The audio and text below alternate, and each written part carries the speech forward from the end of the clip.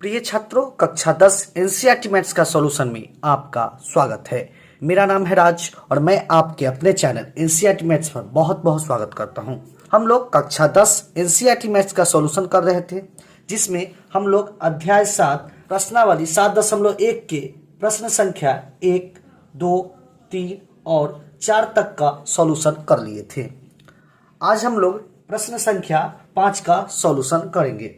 तो बिना देरी किए वीडियो स्टार्ट करते हैं। वीडियो स्टार्ट करने से पहले यदि आप इस चैनल से पहली बार जुड़ रहे हैं, वीडियो पहली बार देख रहे हैं, तो चैनल को सब्सक्राइब कर ले और बेल आइकन को जरूर प्रेस कर ले, ताकि जब भी मैं नया वीडियो डालूं तो समय समय पर आपको नोटिफिकेशन के माध्यम से पता चलता रहे। तो चलिए वीडियो स्टार्ट करते हैं।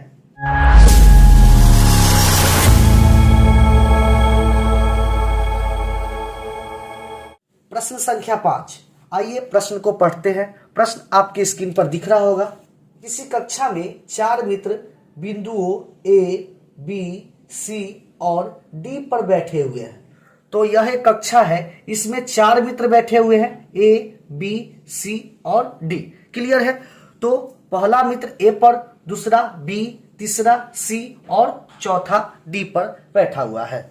इसमें A का निर्देशांक निकालेंगे तो A का कितना हो जाएगा? हम जानते हैं यह x अक्ष होता है और यह y होता है, तो कितना हो जाएगा? A का निर्देशांक 3 और 4। D का निर्देशांक देखते हैं 6,1। C का निर्देशांक कितना हो जाएगा? 9,4 और D का निर्देशांक कितना हो जाएगा? 6,7। A का निर्देशांक 3,4, B का 6,7, C का 9,4 और D का 6,1। क्लियर है? अब आगे प्रश्न को पढ़ते हैं। चंपा और चमेली कक्षा के अंदर आती है और कुछ मिनट देखने के बाद चंपा चमेली से पूछती है, क्या तुम नहीं सोचती हो कि ABCD एक वर्ग है? चंपा चमेली से पूछती है कि क्या तुम नहीं सोचती हो कि ABCD एक वर्ग है? चमेली इससे सहमत नहीं है। दूरी सूत्र का प्रयोग करके बताए कि इनमें से कौन सही है। तो हम जानते हैं ABCD एक वर्ग कब होगा? जब चारों भुजा बराबर होगा और साथ ही साथ इसके विकर्ण भी बराबर होंगे। अब इसके विकर्ण बराबर करना क्यों जरूरी है? क्योंकि समचतुर्भुज में भी चारों भुजा बराबर होते हैं, लेकिन समचतुर्भुज में विकर्ण बराबर नहीं होते हैं, वर्ग में विकर्ण बराबर होते हैं। तो यह वर्ग कब होगा? जब यहाँ AB बराबर BC बराबर CD बराबर AD होगा। क्लियर है? और साथ ही साथ विकर्ण AC बराबर विकर्ण BD होगा, तभी जाके ABCD एक वर्ग होगा। क्लियर है? तो इसके लिए दूरी सूत्र का प्रयोग करके AB, BC, CD और AD का मान निकाल लेते हैं और साथ ही साथ AC और BD का मान निकाल लेते हैं। आइए दूरी सूत्र का प्रयोग करते हैं। तो इसको मिला देते हैं।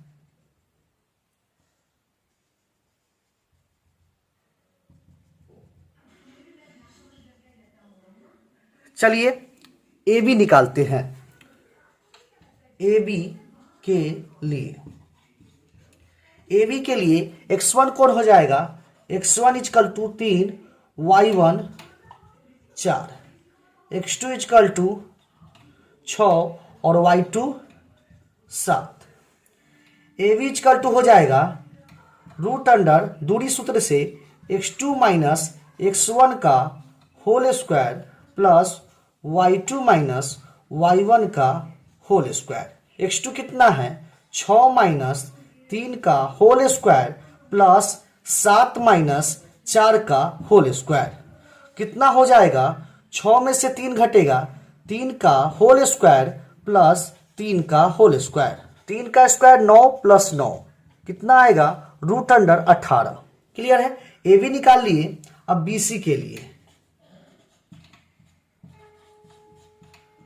x1 equal to 6, y1 equal to 7, x2 equal to 9 और y2 इक्वल टू 4। तो BC इक्वल टू हो जाएगा root under x2 minus x1 का whole square plus y2 minus y1 का होल स्क्वायर। x2 कितना होगा? 9 माइनस 6 का होल स्क्वायर जोड़ 4 माइनस 7 का होल स्क्वायर।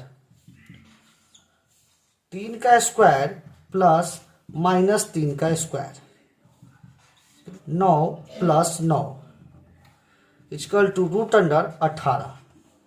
अब CD के लिए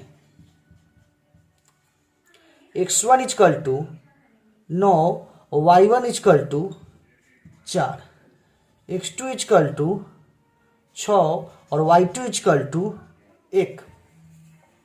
CD = हो जाएगा √x2 - x1 का whole square plus y2 - y1 का होल स्क्वायर। क्लियर है? तो x2 हो जाएगा 6 - 9 का होल स्क्वायर प्लस 1 - 4 का होल स्क्वायर,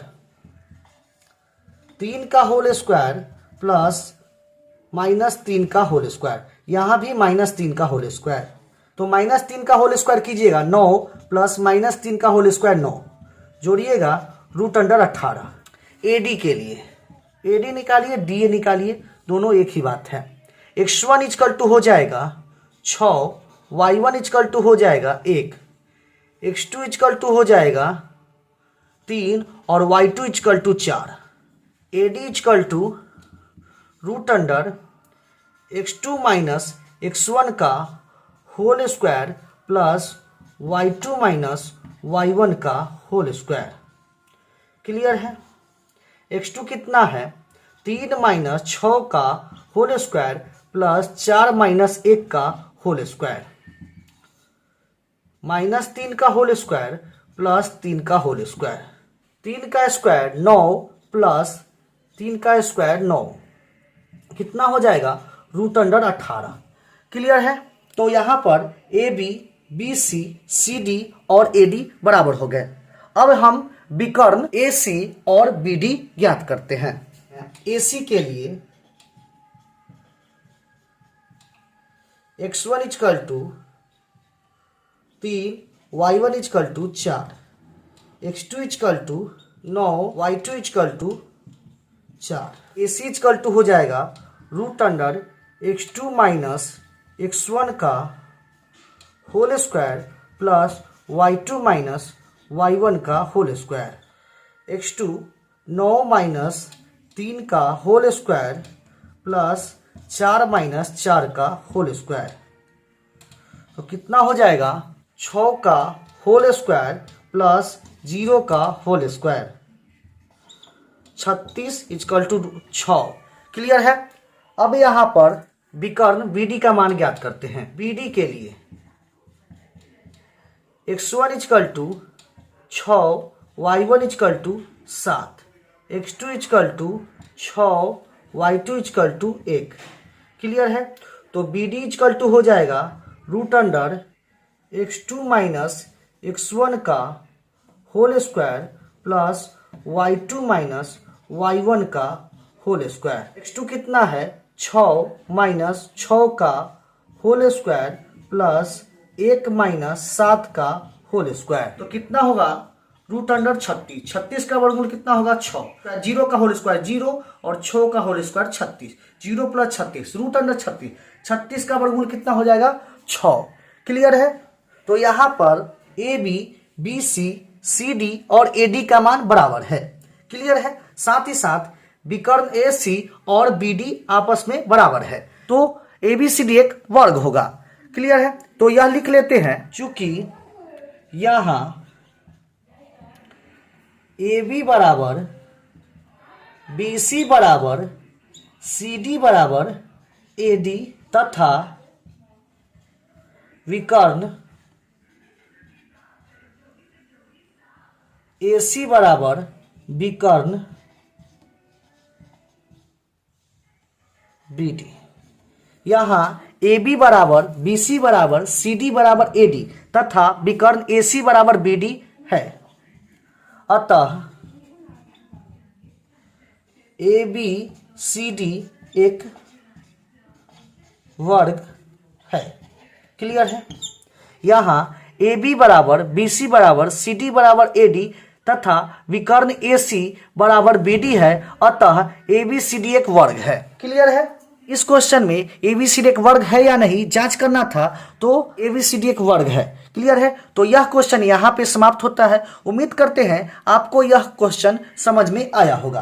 क्लियर है? क्वेश्चन समझ में आया है तो वीडियो को लाइक कर दे और ज्यादा से ज्यादा अपने दोस्तों के पास शेयर जरूर करें। मिलते हैं नेक्स्ट वीडियो में नए क्वेश्चन के साथ, तब तक के लिए धन्यवाद।